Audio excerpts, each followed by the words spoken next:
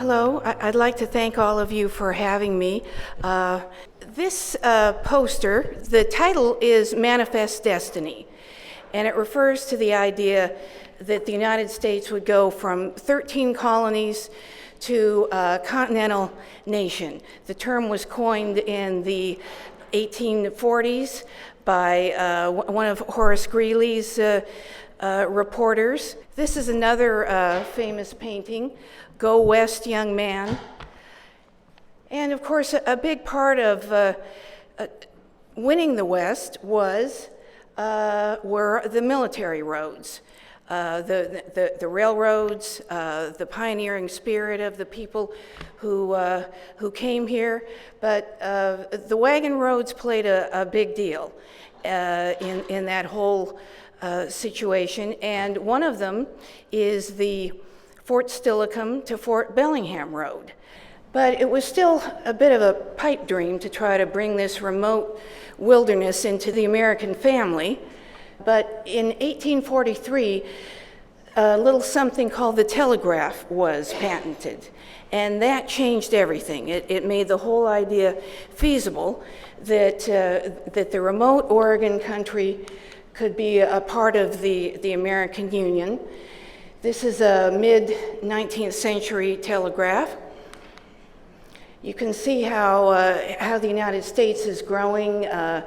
We're getting Mexican land, Texas is in, and the Oregon country is, well, as late as 1845, it was still under what was called joint tenancy between the United States and Great Britain. And basically, the Hudson's Bay Company and the fur trading companies pretty much ruled the roost. In the mid-1840s, there was a big debate on as to whether or not to terminate the joint tenancy agreement and extend the U.S.-British boundary along the 49th parallel, where it was and is today. Does anyone know who this gentleman is?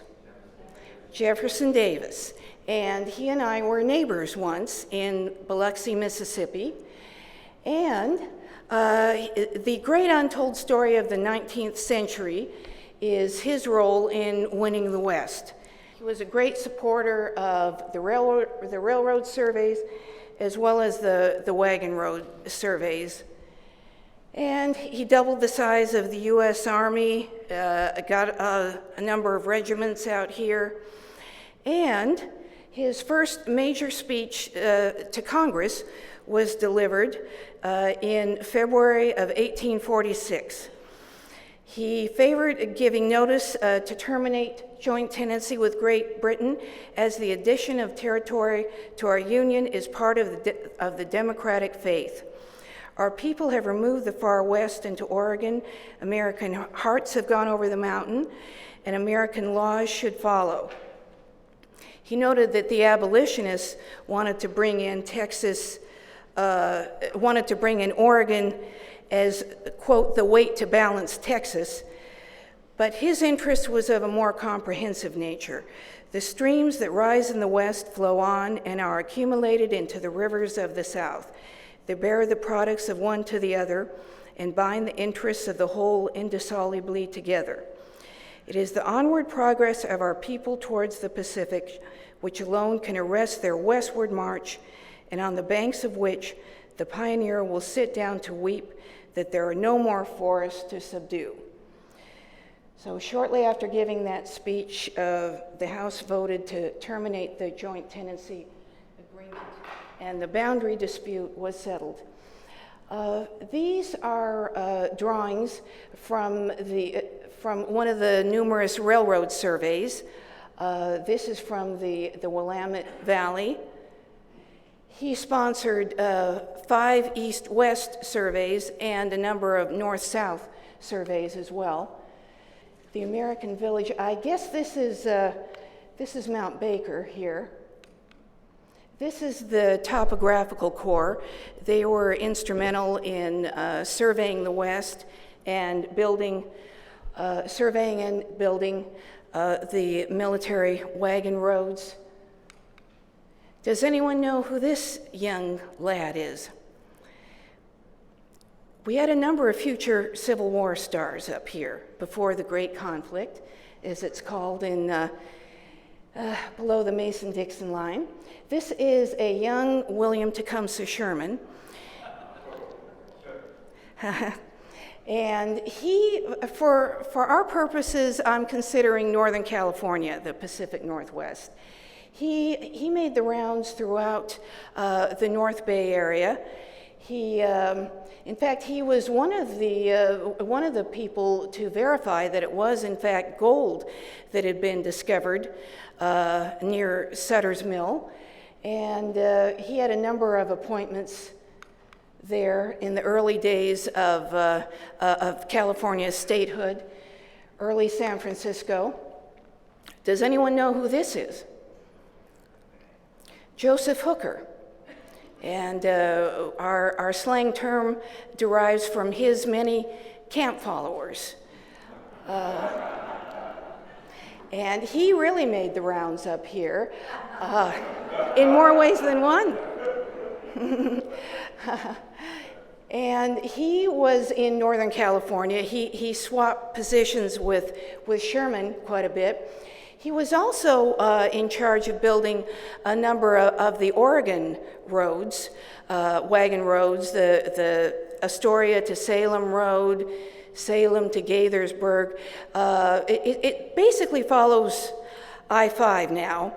And he also was involved in surveying our road, the Fort Steilacoom to Fort Bellingham road. Not much is written about it, but it's pretty remote material, but he was up here. This is his house in Sonoma. Does anyone know who this young man is? This is a young second lieutenant named Ulysses S. Grant. And he was up here before the Great Conflict. He was the 4th Infantry Quartermaster 4 assigned at Fort Vancouver. This is an early painting of the fort. Another one, you can see the Columbia there. Here's a photo from 1860s. They're doing maneuvers. And here's a bit of a more recent photo. I tried my best to do a then and now. This is the Grant House, built in 1849. It was actually the commanding officer's quarters for Fort Vancouver. And they call it the Grant House now, obviously because of the name recognition. He would have reported there daily to the CO. But that's it. It's a wonderful restaurant. The food is great, great atmosphere. A very skilled photographer took this lovely photo. And these are the plans for the first prefab house building in the Pacific Northwest. Lumber, windows and such came around the Horn, and people ask why you would ship lumber to the Pacific Northwest, but there weren't too many sawmills up here in 1849. So anyway, this is from the Grant House, the original lumber. I suspect that this was the outside originally, and this is all an add-on. This is a voucher, July of 1853, submitted to the Honorable J. Davis. Jefferson Davis was Secretary of War under President Franklin Pierce, as in Pierce County, Washington. And I would argue he was de facto president. He was president of two countries, you could say, throughout his lifetime. And he made the major decisions. And this was submitted by a Captain U.S. Grant for payment of $3.50 for 7 yards of black crepe. They needed it for funeral services, for the, I think they call it the beer shrouding. Anyway, but it's important to know before the war, they all answered to Davis. This is hard to make out. Can you make out these letters? Q-U-A-N. And would anyone care to venture what that stands for? Quartermaster Union Army Northwest. So I suspect that this came from the quartermaster's quarters where Grant would have lived, but it was later moved to the CO's house, which we now call the Grant House. Does anyone care to hazard a guess as to who this young man is? This is Little Phil, as in Philip Sheridan. And he's another one that was assigned up here. It's important to know we didn't generally get the cream of the West Point crop up here. This was almost like a punishment assignment, one notch above it. So we got people that were toward the bottom of the class at the point, but many times they're the ones who perform best on the battlefield. So anyway, this is Fort Yamhill in, I'd call it East Central Oregon. Sheridan was the CO at Fort Yamhill in the mid-1850s. This is a blockhouse from Fort Yamhill. It's been moved to a town called Dayton, Oregon, about 12 miles east of Fort Yamhill. This is where Sheridan lived at the fort. It's being restored, and if you do enough prying, you can get to the original material, the original flooring, and the original walls and everything. Now, I'm sure some of you know who this is. Very good. Yes, Isaac Stevens. And I'm sure many of you know he was the governor. He headed up the 47th and 49th parallel railroad surveys. We got him. He was brilliant, first in every class at the point. But that rare engineer who's interested in politics. And he wanted to make a name for himself. No one liked to challenge more than Isaac Stevens. So he asked his friends, Franklin Pierce and Jefferson Davis, if he could be appointed out here. He'd campaigned for Pierce in the 1853 elections, and I'm sure he was planning on running for president himself one day, if his life hadn't been cut short. Okay, I think this is the first comprehensive map of our part of the world. It's dated 1859, and all roads led to Fort Steilacoom, just as all roads led to Rome. Once upon a time, up here in Washington Territory, all roads led to Fort Steilacoom. And the first major wagon road up here, military road, was Fort Steilacoom to Fort Walla Walla, which basically, give or take a bit, follows 410 and Highway 12. And then we have Fort Vancouver to Fort Steilacoom. That was the second one. And then the last one is Fort Steilacoom to Fort Bellingham. And they did build a road along the north shore of the Columbia at one point. I think that was in between Vancouver to Steilacoom and Steilacoom to Bellingham. Anyway, this is a 19th century corduroy road. Given the weather conditions in this part of the world, you're going to end up with a mud hole pretty quickly, unless you can get some traction. So they would take cedar logs, split them in half, and then tie them together. So that avoided problems. And people from King County Department of Transportation, and WSDOT, Washington State Department of Transportation, tell me to this very day, whenever they go digging on a road that's pre-World War I, guess what they find to this very day? So that's their legacy. Contrary to what a lot of people think, oxen were used up here more than horses. They could handle the cord roads better. They don't get as skittish. This is a corduroy road excavation. This road is, oh gosh, this is actually in Germany, but it's amazing how well these logs stand up. This is from the 17th century. This is an early painting of Fort Steilacoom. This is the parade grounds. A number of these buildings, these are the officers' quarters, and 3 of them are still standing. Behind here is the Protestant chapel. This is the Catholic chapel that's been moved to the town of Steilacoom. Oh, this is a much better shot.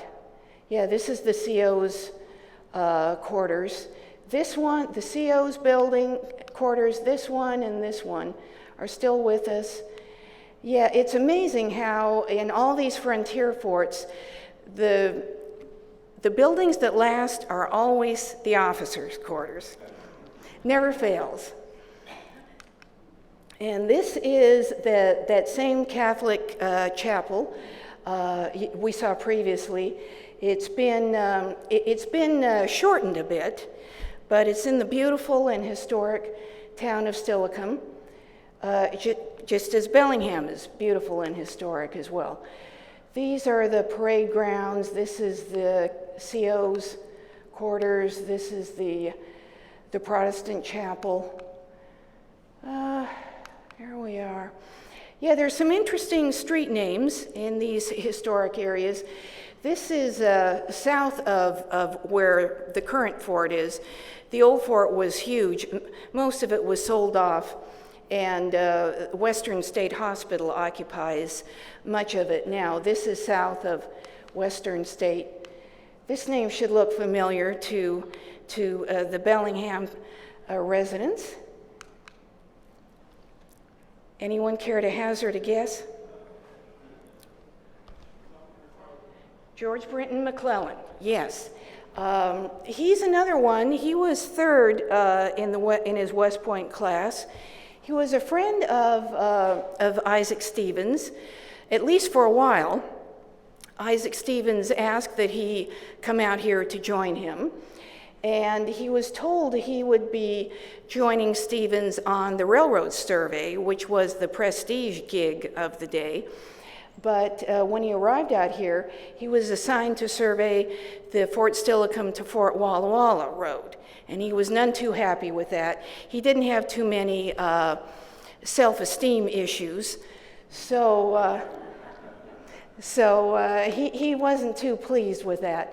Anyway, this is at Fort Vancouver. You can see McClellan is all over up here. He surveyed, again, not just wagon roads, he did a lot of surveying for the rail lines as well. McClellan Pass Highway.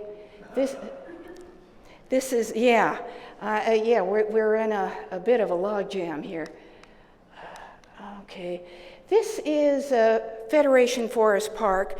This is the old, a part of the old Fort Steilacoom to Fort Walla Walla road. 410 is just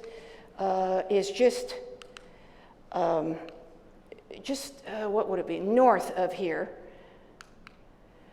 He also surveyed in Snoqualmie Pass quite a bit. I don't know if he had an attitude adjustment, he needed an attitude adjustment. He kept saying he couldn't find a suitable rail pass. But then Stevens came in and addressed those issues pretty quickly.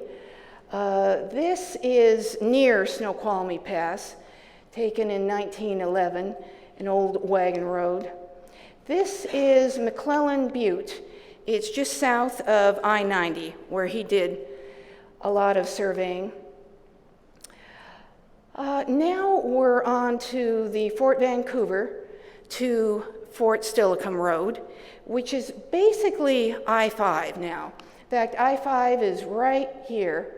Fort Boris Park is exit 177, just off I-5. The blockhouse has been moved, but this is basically the old road. The blockhouse is still it's within Fort Boris, just a short ways north of the old location. We had a lot of flooding of the Chehalis River, so they wanted to avoid that. This is Connell's Prairie. Is anyone familiar with the Battle of Connell's Prairie? A number of early pioneers were road commissioners, as was Henry Roeder, by the way, and they were great advocates of road building, and a number of people were memorializing Congress for funding for a road from Fort Steilacoom to Fort Bellingham. And again, being so remote and out of sight and out of mind and such, funding was difficult to come by. But we had some skirmishes at Connell's Prairie in Pierce County, near the Natchez Pass, and 2 militia members were killed. Of course, we don't know the native casualties. And then there was the Brannan's Prairie incident in Auburn. This is a memorial to that. Lieutenant Colonel Slaughter, how fitting. He was killed there, and 2 enlisted men. And after that, after these 2 incidents, Congress finally came across with $35,000. This is the bill submitted in June of 1856, requesting funding for the purpose of constructing a military road between Fort Steilacoom and Bellingham Bay in the territory of Washington. At this point, Fort Bellingham still hadn't been built. And thank you to Edredine Hovda for sending this to me. Are you out there, Edredine? Ah, nice to meet you. Okay, this is at Fort Steilacoom on Steilacoom Boulevard. I don't know if you're able to read it, but it just says that in 1857, $35,000 was finally appropriated for the Steilacoom to Bellingham Road. They assigned Walter DeLacy to survey the road, and he's another one that made the rounds up here. He surveyed Yellowstone, and he was very skilled at what he did. The area was so densely forested, they couldn't use pack animals. So with 6 natives and 3 settlers, they started out on foot. DeLacy had a pocket compass in one hand and an axe in the other, and he just marked the trees as he went.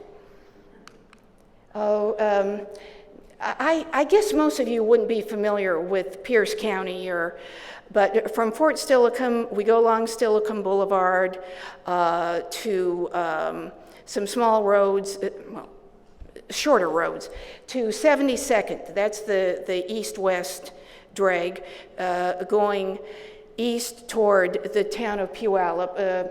Wapato Lake is, they camp there. The lakes were the gasoline stations of the era, because whatever you do, you have to water the animals. and yourselves. So there's a number of historic street names along 72nd. I don't know if you're able to make this out. This wasn't the best photography day, but can you guys make this street name out? Sheridan, yeah. Okay. This is the Puyallup River crossing, and this was the site of the Carson's Ferry crossing. This is part of the military road, and it's interesting how throughout the road and throughout history, these modern bridges are always normally built in the same locations as these early ferry crossings. It seems like the same reasons that the native population likes a road or a bridge location is the same reason the Purdue-trained civil engineer likes it 1,000 years later. This is at the Puyallup River crossing. It discusses the first telegraph line in Washington Territory being laid along the military road in 1864. And this month is the sesquicentennial of the telegraph line reaching a rough little mill town called Seattle. This is what we call, this is Edgewood in North Pierce County, North Puyallup. This was taken by Aschel Curtis. Aschel Curtis is King County's Eric Haig. He's a well-known photographer. Railroad crossing, stop, look, listen. This was taken around 1908, but this again is the old military road. So is this. This is Edgewood again, Edgewood. This is a flower farm barn on Meridian in Puyallup, the old military road again. By the way, this beautiful barn is slated for demolition. Yeah. This is Jovita and this is another Aschel Curtis photo. This is also Jovita, located in South King County. And once the road hits King County, north of Puyallup, it reverts to the original name. We call it a military road in South King County. Aschel Curtis, I purchased this from an archivist in Little Rock. It had made the rounds, the Times had it for a while. This is another Aschel Curtis photo from 1908. I think he was hired to take a series of photos for the interurban trail. The interurban followed Military Road in South King County. This is a barn along Military in South King. I won't bore you too much with South King County. This is 5 Mile Lake, and it derives its name. We'll get to that later, but anyway, this map is from 1868. You can see military, and it pretty much follows the same route that it does today. The names have been changed in some cases, but the route is very much the same. There we go up here. This, by the way, is the Snohomish River. It's been straightened out considerably since then. We've gone from 16 curves to 8. Here's another. This is Snohomish Lake, also known as Lake Washington. So we're traveling north. Oops. Yes, this is 5 Mile Lake. This was taken, I'm thinking, around 1870. You can see the telegraph pole. The name of the lake, the name is derived from the fact that it's 5.2 miles from the Puyallup River crossing, which was a major landmark in the area. And this is a contemporary, well, you can see it's a contemporary shot. Hasn't changed too much. Here's the marker that the Federal Way Historical Society did to commemorate Military Road in that area. There we go. Motivated by the desire to open up the Puget Sound country, King County's oldest road was first proposed in 1852 by territorial legislator Arthur A. Denny, an early Seattle pioneer. The U.S. government established this land route out of the need to protect Fort Steilacoom to Fort Bellingham and to provide military protection to the settlers. Unfortunately, delays in funding this section meant that no road existed through here during the Indian Wars of 1855 through 1856. Spurred to action by the tragic events of that period, Congress appropriated $35,000 in 1857. Construction began in 1858, and Lieutenant Colonel George Mandel, and the road was completed to Seattle in October 1860. This is a piece yours truly did with for it's a Seattle Times supplement called Pacific Magazine. Do you know Paul Dorpat?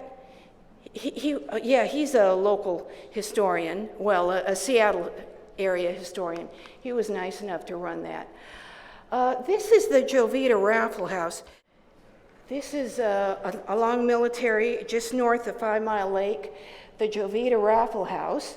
A lucky raffle ticket buyer got this house for the princely sum of $25. The developer wanted to promote the development and the new interurban rail line in the area. So, and this is a King County landmark, by the way. This is the Sutherland store, and this is the Chicken House duplex. This was built around, I think 1931, actually. Mom and Pop lived above the store. This was a filling station here, and it's just wide enough to slide in your Model T right there.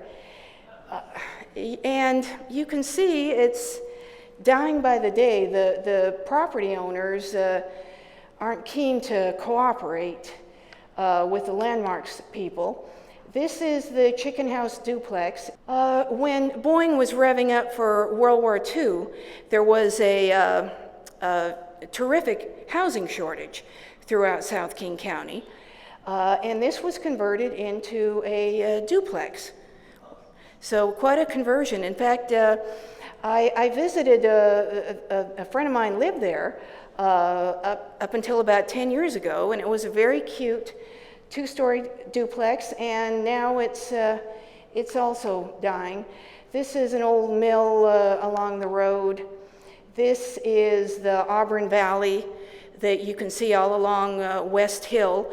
When they could, they liked the high ground, and all along West Hill we have plenty of lakes for them. 5 Mile Lake, Star Lake, beautiful Star Lakes right here.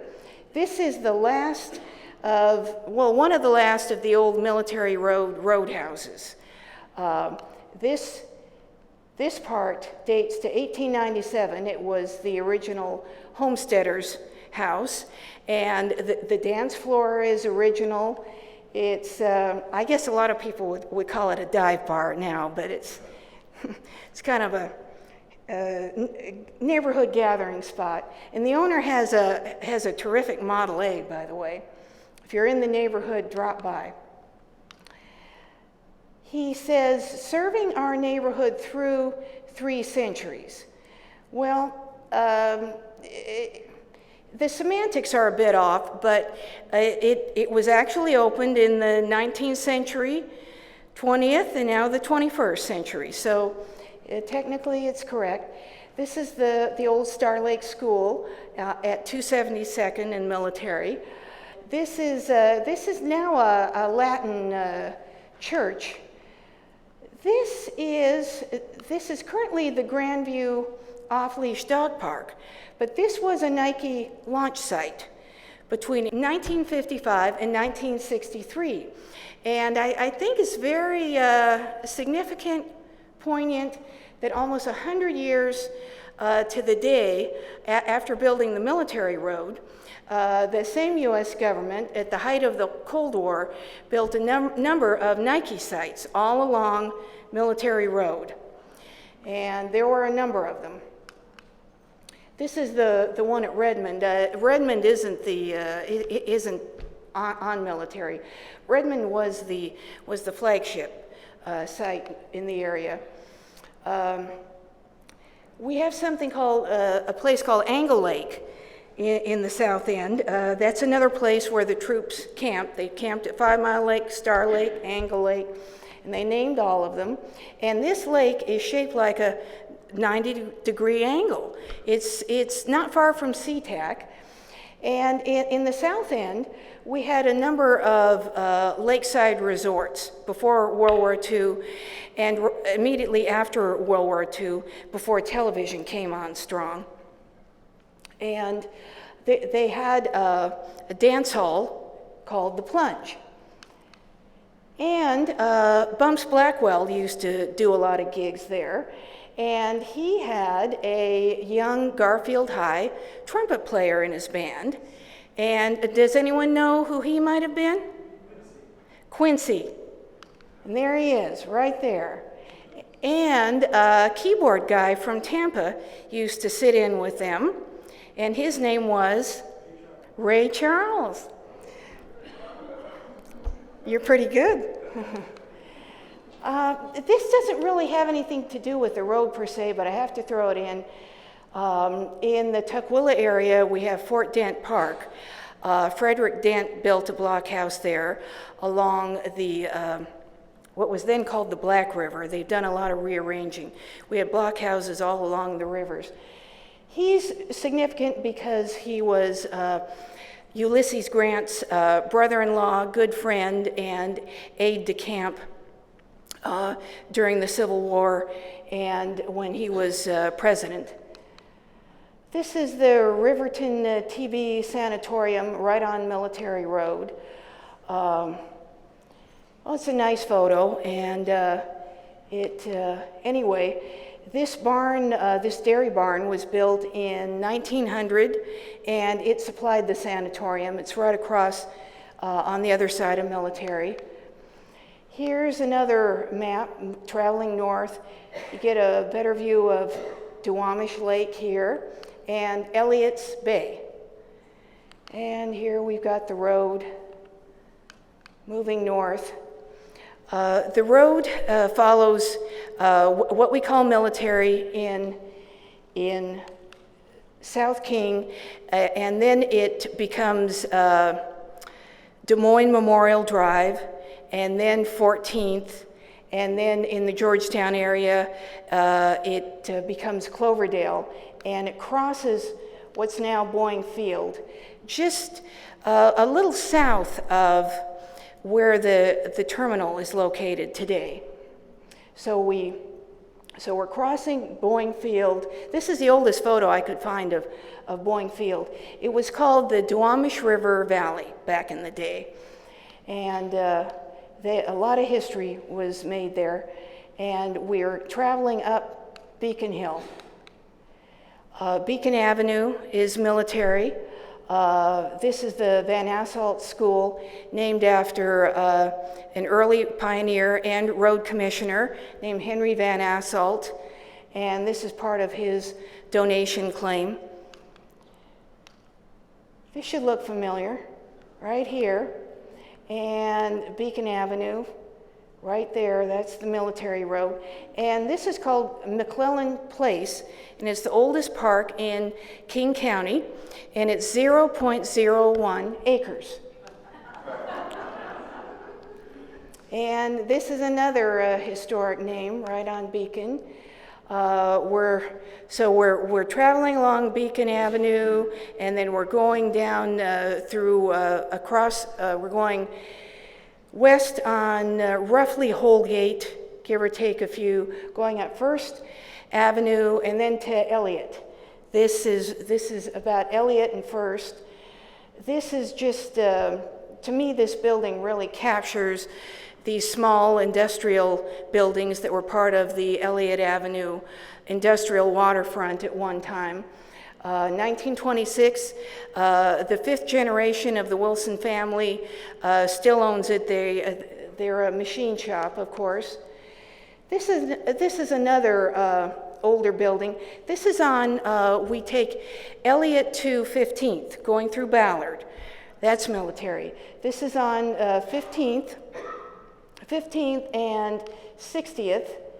1927, it's very difficult to find anything earlier than the 1920s along these main drags, especially as you get further closer to Seattle, because the developers have been digging around for a while. This is obviously commercial here. It's an L-shaped building. It's residential back here. There's a courtyard. Then right here, there's a row of 9 garages, and made out of, the building is brick, one building, 9 garages, and again, each garage is just wide enough for a Model T. It's just off this alley here. We're traveling north. This road looks very much like the road that became 99, but this is from 1910, and military would have been right about here, or 15th rather, and then we're taking Holman to roughly 105th to Northgate, and then this is 522. Here, this is Lake Washington. Yeah, okay, they're calling it Lake Washington. And you can see how it's skirting around here. The military road did that up here as well. You want to avoid swamps and sloughs when you can. But this is pretty much 522 today. This is a stage on Bothell Road. That's, again, military. Snohomish River. The red brick road was built between 1912 and 1913 between Bothell and Seattle to shorten the time. It used to take, prior to the red brick road, it took 4 hours to get from Bothell to Seattle. This shortened the road considerably. It was built by Italian and Greek immigrant craftsmen, and they laid each brick by hand. And shortly after it was opened, the mayor of Bothell was arrested for exceeding the 12-mile-per-hour speed limit. Here's another shot of Bothell Road, military. You can see the lake, and this is a shingle mill, I think. More of that. Again, Bothell Road, 522. Kenmore Garage, Shell Gasoline day and night service. Kenmore Community Center, right off of 522. Speaking of Nike sites, this is a former Nike launch site just north of 522. It's now a FEMA center and Army Reserve Center, and it appears that security is very tight there. So don't try to sneak on. And I read that they're still using a lot of the buildings and bunkers from the old, from the Nike days. This innocent-looking park was the control site for this launch center. And then, so we take 522 over to Highway 9. And we're moving north, Snohomish. This is the Snohomish River Ferry crossing in 1885. And the bridge, the current bridge, is located in the same spot, just as it is in Puyallup. Then we're traveling north to Lake McMurray. Since King County is funded my brochures, I I put most of my emphasis on King County, but you guys are going to get some equal time tonight, no doubt about that. So we take Highway 9 over to north of Big Lake, and then we take 538 west to approximately what's now Mount Vernon, and then we travel north between what's now Old Highway 99 and parts of I-5 are the old military road. This is an interesting looking garage. I haven't been able to find out much about it. From the appearance, I'd say it was built somewhere in the early 20th century, and it's located in the census-designated place called Alger, and I'm sure you're familiar with that. This is a very young first lieutenant named George E. Pickett. And he ended up out here. He graduated at the bottom of his class at the Point. But it wasn't because of grades, it was because of demerits. He had a wild side to him. But in August of 1856, he headed up Company D, a detachment of 68 men to build a fort called Fort Bellingham. And I know you're all familiar with the location of the fort, and I'm sure you've seen these photos. I know this isn't exactly new material for you. This is courtesy of Janet Oakley. Thank you, Janet. These are the old parade grounds west of the fort location. And I'm sure you all know that the wholesale nursery occupies the fort site today. And this is right on the east side of Fort Bellingham Road. And I started taking photos, and the owner of the house came out and spoke to me, and she said that the parade grounds were located there, which makes sense because it's just it's adjacent to where the blockhouses and guardhouse and such were. And then across Fort Bellingham Road were the stables. Okay, this is Galenberry papers. This is an old cord road that was located here in the Bellingham area. I don't know where, but anyway, it's here. Now I'm going to try to, from putting two and two together, I'm going to try to, I think I figured out where the road went. Well, first of all, Henry Roeder, his men carved out a very, I'm sure you know, he had the mill along the waterfront here, and his men carved out a very crude road right along the shoreline here. Well, when Pickett arrived in August of 1856, he built a wharf at the foot of Fort Bellingham, but he also wanted access to Whatcom. Whatcom was the happening place at the time, and for a while it was the largest town in Washington Territory. Because of the mining going on here, and later on with the Fraser River gold rush and such. But when Pickett arrived, he built a county road from the fort to Whatcom. But anyway, the fort is located about out here, west of Whatcom, along what's now Marine Drive. So they carved out a road this is Steilacoom Creek, and then it went along roughly Eldridge, Holly, and then up F Street to roughly Ellsworth, and then down to a street called Prospect. Sound familiar?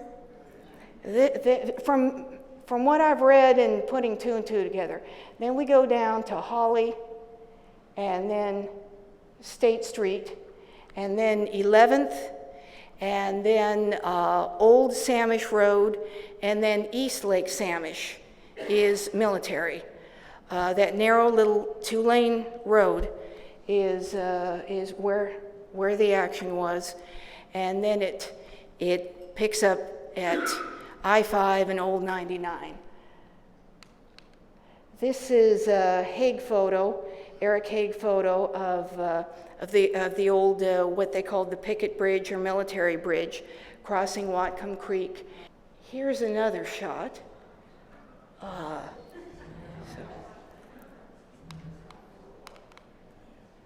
Okay. This is what was called Elk Street, what we now call State Street. This is looking, I guess, north, and this was Wharf Street here. If that makes any sense to you. This is military. And I'm sure you've all seen this drawing George Pickett did. He's calling this Main Street, but again, that's military. April of 1859. He was a talented artist. Whatcom looking towards Seahome, 1887. This was drawn by James Tilton Pickett, son of George Pickett and his native wife. Jimmy was a very talented artist. In fact, I've included a sketch he did of Mount Rainier in my brochure. I know you've all seen this, but I had to throw it in anyway. I guess you know it's the oldest building in Bellingham. Back to the telegraphy. I mentioned we've been having telegraphic demonstrations in the South End. I run in the same circles as the technical advisor on the film Lincoln, so he's been helping us out on the demos. Oops. These are old telegraph poles that were found located by a friend of mine on the Cedar River Trail in Maple Valley. This is Mark Hatfield. I wasn't going to put you to the test on that. He, in 1977, he introduced a resolution restoring Jefferson Davis's citizenship. And he made a speech before the Senate. He called Davis an honorable public servant of principle, the like of which is all too rare in these days when expedience is more ardently practiced than conviction defended. That about wraps it up.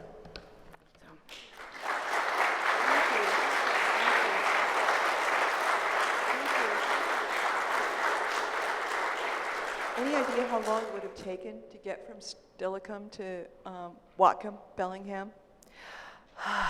You know, DeLacy did it on foot, and he did it very quickly. It took less than 2 months. Yeah. Well, that's pretty quick. The next question, first is a comment. I doubt if you could get an appropriation bill, regardless of amount of money, through the Congress today with a 14-line sonnet. But the question I have, serious question, is how did the 36,000 do the job? It didn't. And something I neglected to mention was the Mandel who constructed the road, with such limited funds, he wanted to concentrate on the population centers. So it was his orders were to do a complete road all the way through. But he initially built the road from Steilacoom to Salmon Bay in Seattle. about where Ballard is now, and between between Whatcom and Fort Bellingham, because those were the population centers. And then when the DC people heard about that, he was relieved of duty, and then a civilian contractor was called in to extend the road between Salmon Bay and Whatcom, and he came in and built a bridle trail. He kind of fooled the federal government. By the time it was completed, things were heating up back east, and with the Civil War looming. And anyway, he was paid regardless, because again, his orders were to do the 6-foot wide wagon road, and he didn't do that. So. Yes, did you see that Fort Nisqually was part of this road at that time? Or did you go- No. Nisqually is further south of Steilacoom. It's I think it's closer to the DuPont area, and I think Nisqually was actually one of the many Hudson's Bay forts we had up here. So. Should we take the sense that when Davis and perhaps his successors and the military commanders were at work in this area, were they thinking of the British in Victoria particularly, or the native peoples, or all of the above? It I'm was just thinking all of of all the conflict up in the Fraser Valley just before the Civil War and during it. Right. It was all of the above. Everything played into it. Protection of the settlers. They really wanted to facilitate settlement, but at that time you needed almost a military reason to get federal funding, and they certainly weren't into vote buying back then. So I think they played up the military necessity more than reality.